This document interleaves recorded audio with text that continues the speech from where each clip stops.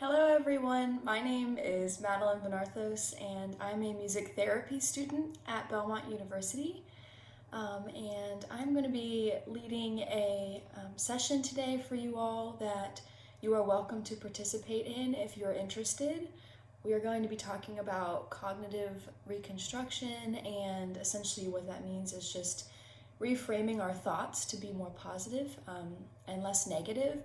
And I chose this topic obviously because this is a very difficult time for our thoughts, and we have a lot of racing thoughts and we have a lot of difficult thoughts and thoughts that are blown out of proportion. And so the goal today is to just give you all some space to think about your thought processes, to slow down, to listen, to relax in some ways. And so how we're going to start that is with some music listening. But before I get into that, I want to talk about a little bit about what music therapy is for those of you who might not know. Music therapy is the use of music to reach goals of some sort, usually non-musical goals. So that could be decreasing pain, increasing coping skills, things such as that, increasing emotional expression. And so really the list is endless with the amount of goals that we can work on. So today our goal is to reframe our thoughts. So I'm going to start out with some music listening, and I chose two songs that were a little different in style. The first one has a little bit more of a morose sound, a little bit heavier, and then the second one's a little bit lighter. And so the goal with music listening is to really pay attention to the feeling of the song. And I want you to think about which song you relate to more, which sound pulls at your heartstrings more. Do you get goosebumps with either of the songs? How does it make you feel? Do certain images or pictures come to your mind when you listen to the song? So as you're listening, be actively thinking about some of those things. You can think of a story in your head that goes along to the song. You can think of people that makes you think of, whatever it might be. This is just an opportunity for you to take a second and to ground yourself. So we're going to start out with a song called San Francisco. Parentheses, it says, be sure to wear flowers in your hair. This is by Daniel Hirschgedal. And I'm going to play this real quick for you all. Feel free to, wherever you are in your space, close your eyes, get in a really comfortable position so that you can really relax and enjoy the music that you're listening to.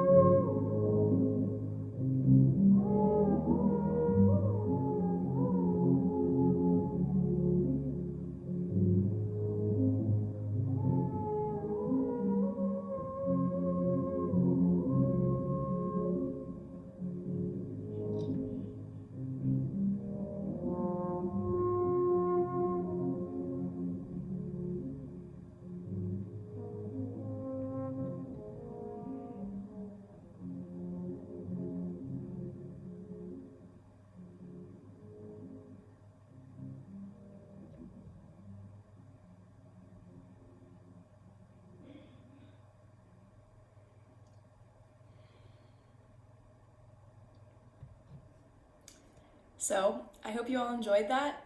Even if you didn't, that's totally okay. You can really think about maybe why you enjoyed that or why you didn't enjoy it or how it made you feel. Um, and just take a second. I'm going to give kind of a few seconds for you all to just, wherever you are in your space, kind of think of a word that describes how you felt during that song. And you can either say it to someone who's near you or to yourself.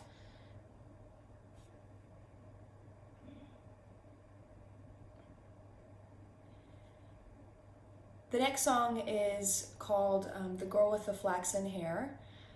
Weird title, I know. It's by Debussy, and it's played on the piano. And this one, again, is meant to capture different emotions than the first one. It could lead to the same for you. It could not. There's no wrong answer here. It's really just an exercise in listening and grounding. So take a second to listen to this piece by Debussy.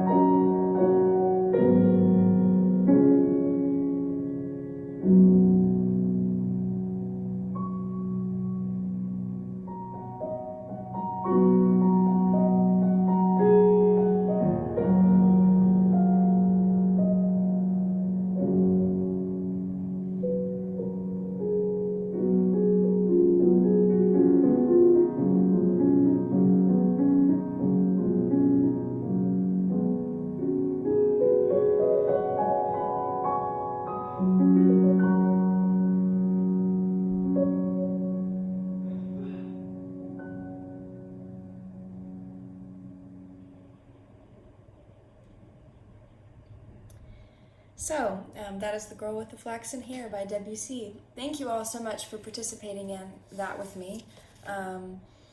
Again, feel free to listen back to that, listen to those pieces on your own, to continue to think through them. But I just wanted to start with that during a time when there's a lot of turmoil going on around us.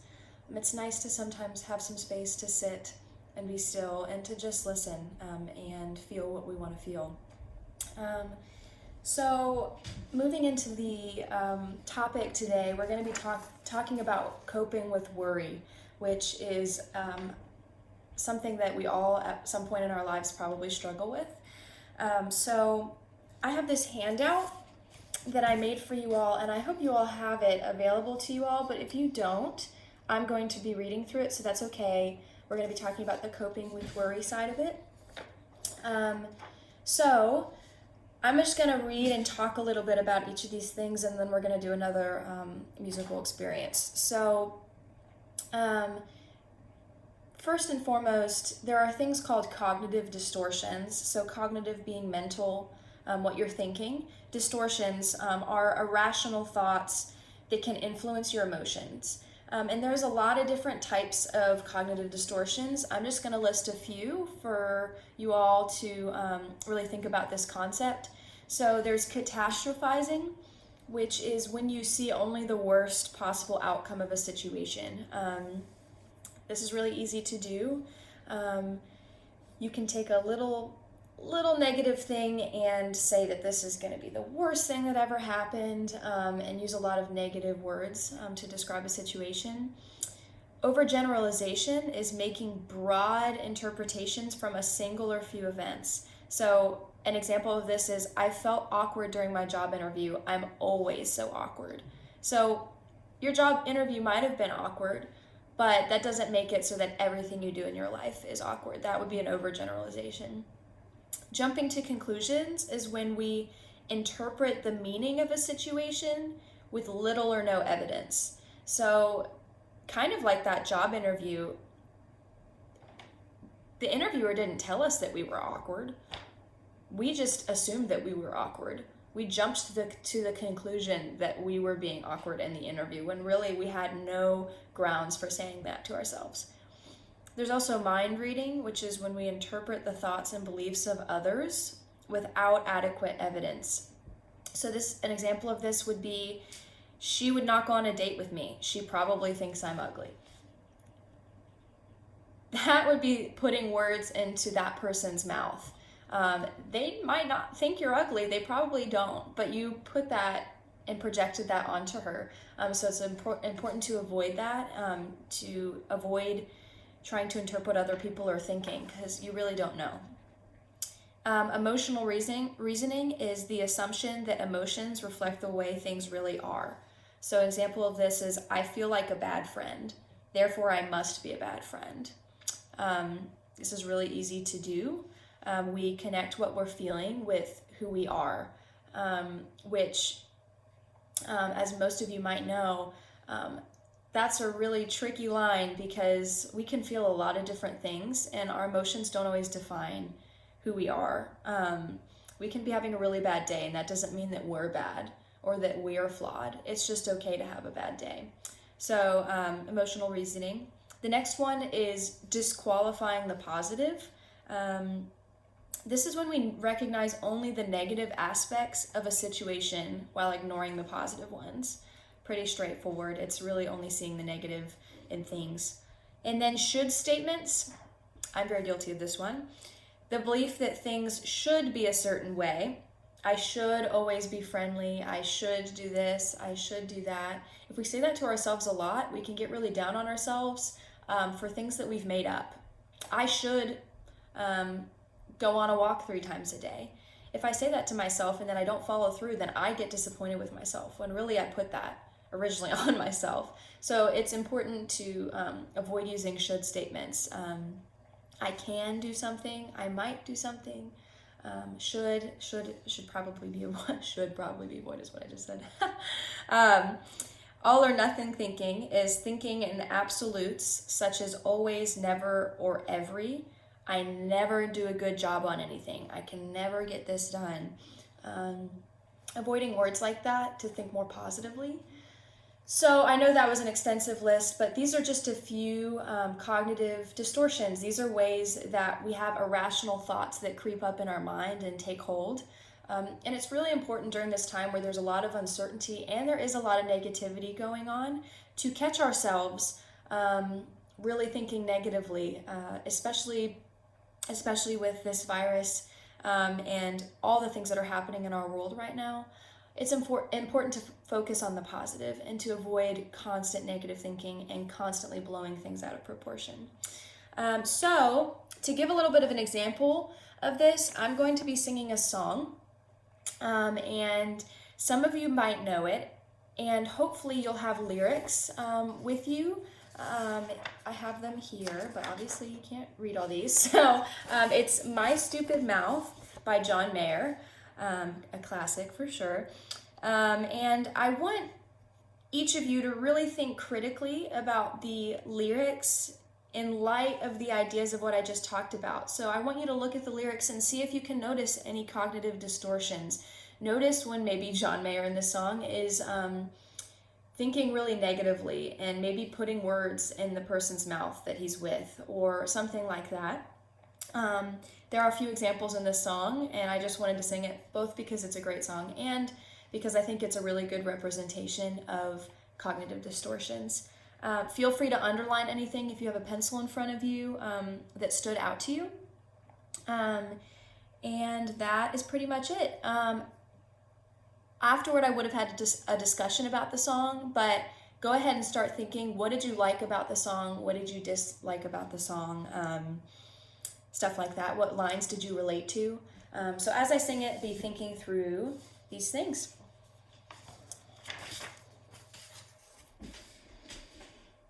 Give me 1 second.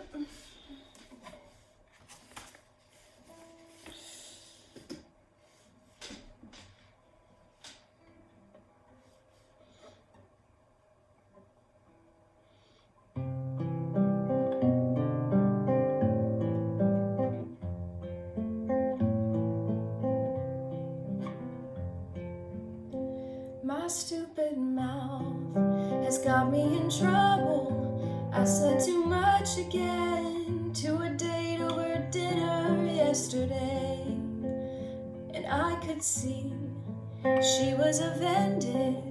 She said, well, anyway, just dying for subject change. Oh, another social casualty. Score 1 for me. How could I forget? Mama said, think before speaking. No filter in my head. Oh, what's a boy to do? I guess he better find one soon.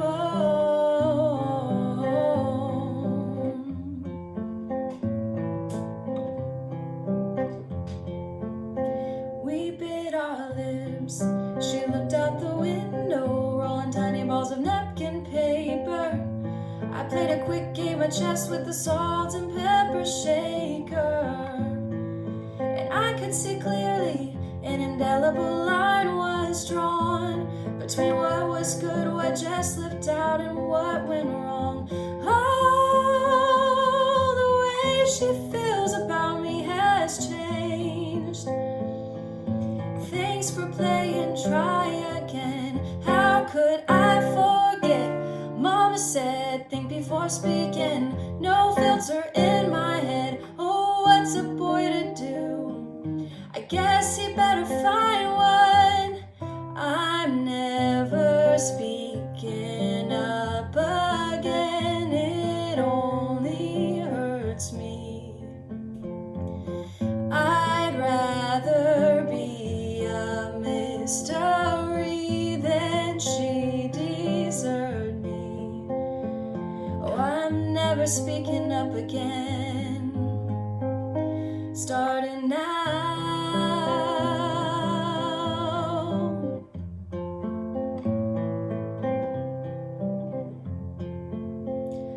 One more thing, why is it my fault? So maybe I try too hard, but it's all because of this desire. I just wanna be liked, I just wanna be funny. Looks like the joke's on me, so call me Captain Backfire. I'm never speaking up again, it only hurts me. I'd rather be a mystery than she deserted me. Oh, I'm never speaking up again. Starting now, starting now, starting now.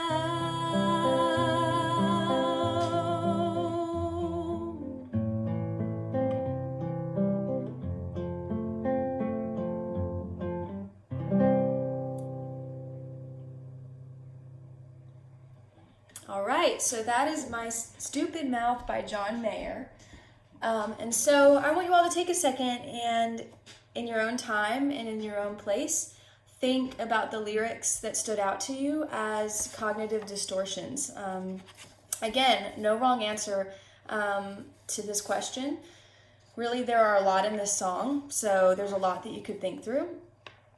Some of the ones that stood out to me as cognitive distortions is he said to a date over dinner yesterday, and I could see she was offended. She said, well, anyway. And so remember I talked about mind reading as a cognitive distortion when we put words in other people's mouths. And this is an example of that. He said she was offended because she said, well, anyway. It's totally possible that she wasn't offended, and he just made that up in his head and tried to read her mind when it really wasn't his place. So that's an example of a cognitive distortion. Another example I really like is in the chorus when he says, I'm never speaking up again, it only hurts me. That's relatable. Some of you might have felt that emotion before because you feel like there's one time then you've been shut down. I know this has happened to me and I never want to talk again because I'm just like, what's the point?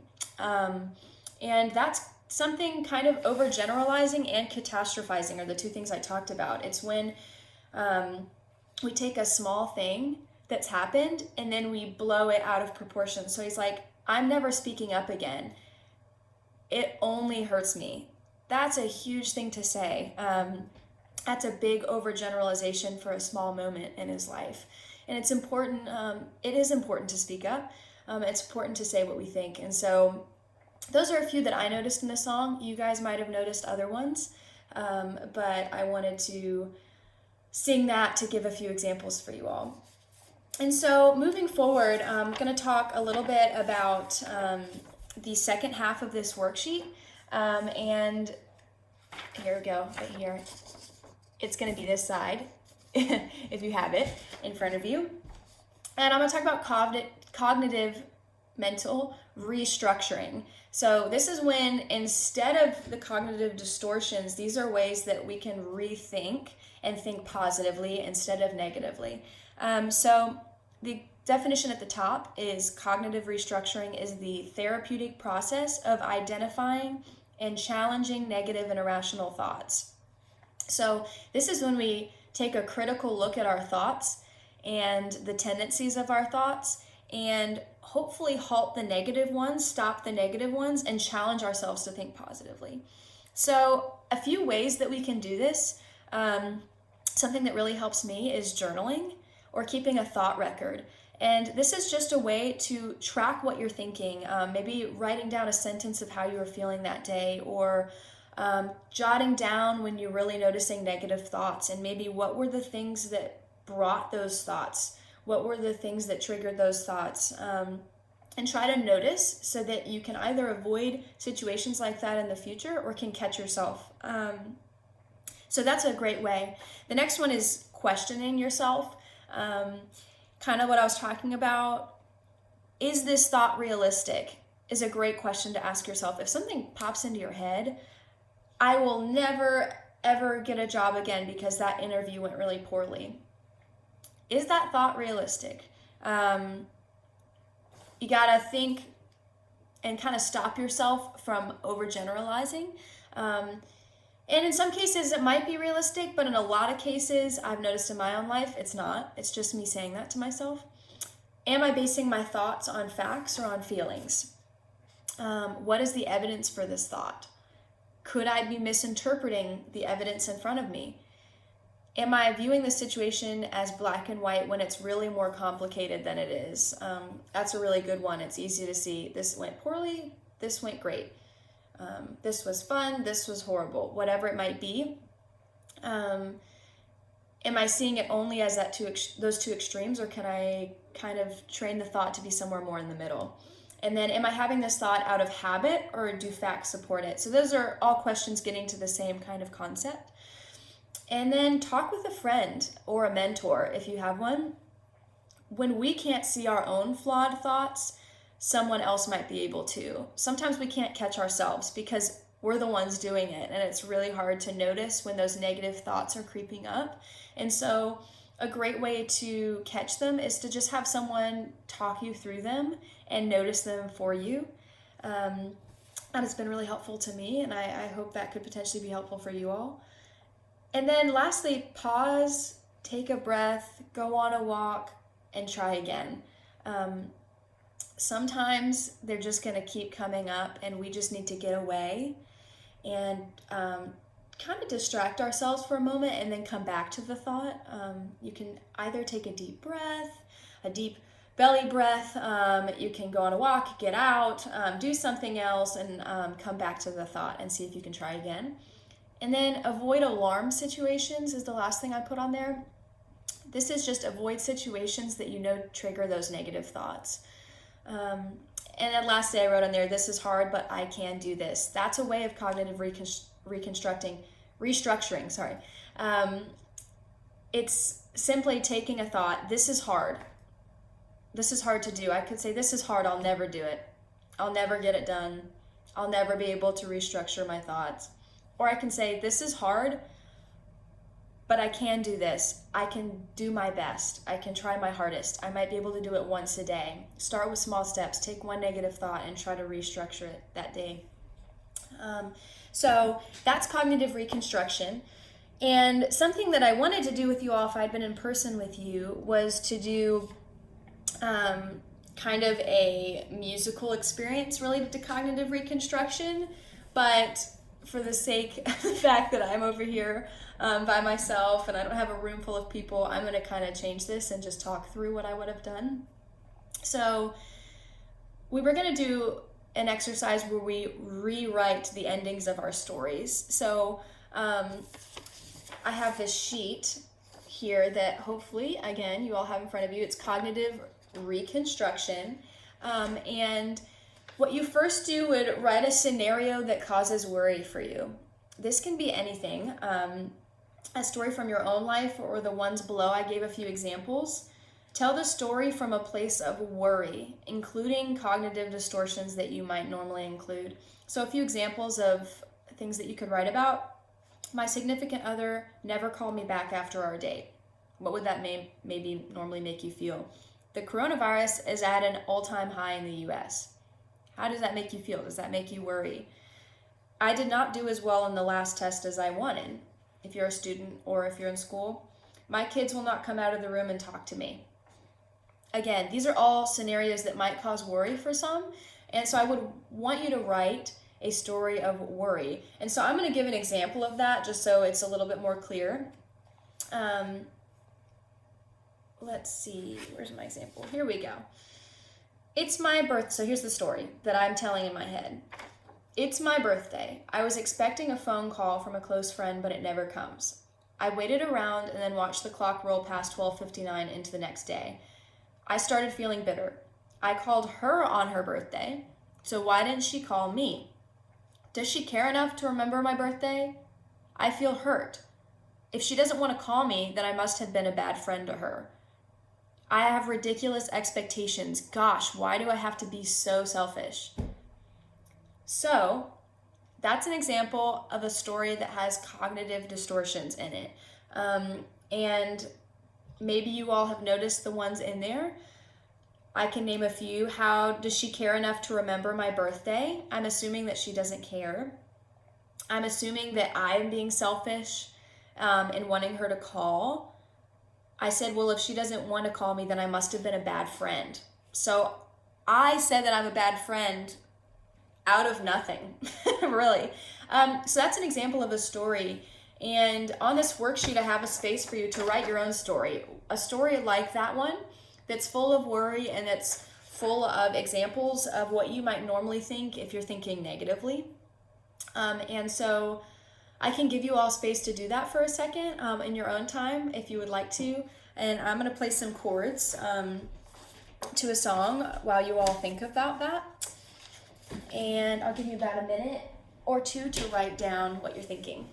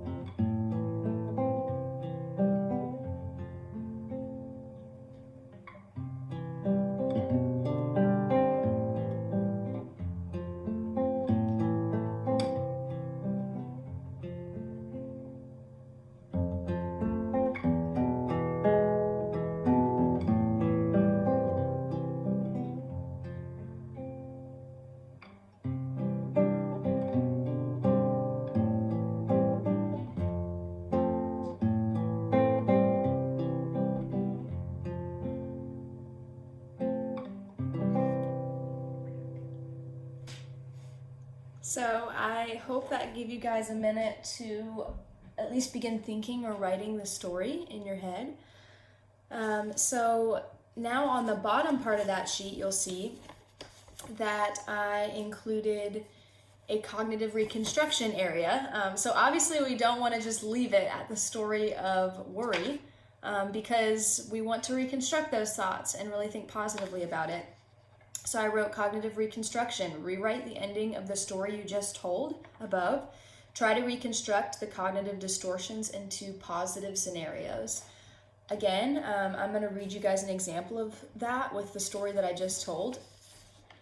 So a cognitive reconstruction of the birthday story is, it's my birthday. I was expecting a phone call from a close friend, but it never comes. I waited around and then watched the clock roll past 12:59 into the next day. I started feeling sad, but I also thought about the fact that she just got a new job and is working hard hours. I know she loves me because she's always checking in on me. Today is just a day. I'll call her tomorrow and make sure she's okay. So, as you all could hear, it's the same exact story. A friend didn't call me on my birthday, or whoever's birthday it is in this story. I could either choose to think really negatively, blame her, blame myself for being a bad friend, think, worry, whatever it might be. Or I could reconstruct the thought and say, you know what, it's just a day. It's important to me that she calls, but also she might be having a bad day. She might have just forgotten, and that's okay. The first story leaves me in a place of anger, frustration, worry, negativity. The second one leaves me in a place of, it's okay that I feel a little sad, but there's hope. Like, everything might be okay. I just need to call her. I'm not putting words in her mouth. I'm not saying anything like that. I'm really just reconstructing my own thoughts. So I hope that was a helpful example for you all. I hope this was a helpful worksheet. You can think through this in so many different ways. You can write multiple stories if you want to. It's not limited to just one. If we had been together, something that I wanted to do was to have people play the drums when they heard cognitive distortions as an example of the chaos in your mind when you think of cognitive distortions, when you worry. It feels like chaos and turmoil, and it's frustrating, and we get tired and frustrated with ourselves and other people. And I wanted the drums, when we got louder with the drums when we heard cognitive distortions, to represent that like inner frustration and the voices in our head that are really loud. We would have done that. It's okay. We're going to do it individually ourselves, like we just did. But I hope you rewrite your own story on the space below. For time's sake, I am just going to say that I really appreciate you all, if you listen to this video, for sticking with it and trying to rewrite your story and reconstruct your thoughts to be more positive. I hope that this was helpful for you all and that you're doing well, and know that I'm here and I'm thinking of you all during this difficult and chaotic time. Try to make time for yourselves to listen to music, to do something that you really enjoy, and to pause, because there's a lot of inner angst right now, and it's important to breathe and take a deep breath. So that is all I have for you today, and I hope you have a beautiful day.